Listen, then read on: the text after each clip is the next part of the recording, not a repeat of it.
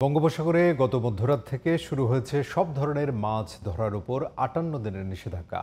এবার সময়সীমা এক সপ্তাহ কমিয়ে আনায় খুশি জেলে সহ মৎস্য সংশ্লিষ্টরা।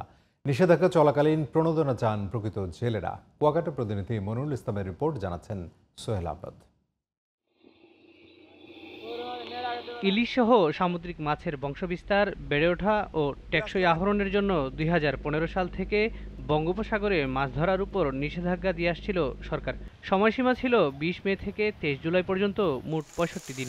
তবে এবছর ১৪ এপ্রিল রাত ১২টা থেকে ১১ জুন রাত ১২টা পর্যন্ত ৫৮ দিনের নিষেধাজ্ঞা আরোপ করেছে সরকার। এতে খুশি মৎস্যজীবীরা। আগে তো ভারত আগে দিতে আমাদের বাংলাদেশ শেষ দিতে, কিন্তু ভারতলারাই আমার বাংলাদেশ যে মাছ ধরে লয়ে যেতে, কিন্তু এখন সময় বিলেই দিয়েছে, আমরা খুশি, অনেক খুশি। একসাথে মাছ ধরতে পারবো, যাতে ট্রলিংটা বন্ধ রাখে, এজন্য আমরা সরকারের কাছে দাবি। আমাকে চাউল দেয়, এত সংসারে আমরা ৫ জন পরিবার, হ্যাঁ আমাকে এ চাউলে হয় না, সরকার যদি বাড়াই দিত তাহলে আমরা খুশি হইতাম। সরকার দ্বারা একটা আবদ্ধ রয়ে গেলে কি আমরা যেন আগতের যেন চাইল্ডগুলো একটু ভালোভাবে যেন পাই। সরকারের যুগান্তকারী এই পদক্ষেপের ফলে জেলেরা উপকৃত হবে বলে মনে করেন মৎস্য বিশেষজ্ঞরা।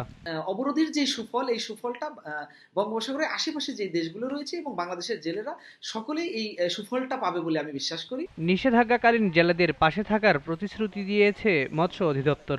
15 এপ্রিল হতে 11 জুন মোট 58 দিন বাংলাদেশের সামুদ্রিক জলসীমায় মাছের উৎপাদন বৃদ্ধি, মাছের প্রজননের জন্য সকল প্রকার নৌযান নিষিদ্ধ ঘোষণা করা হয়েছে।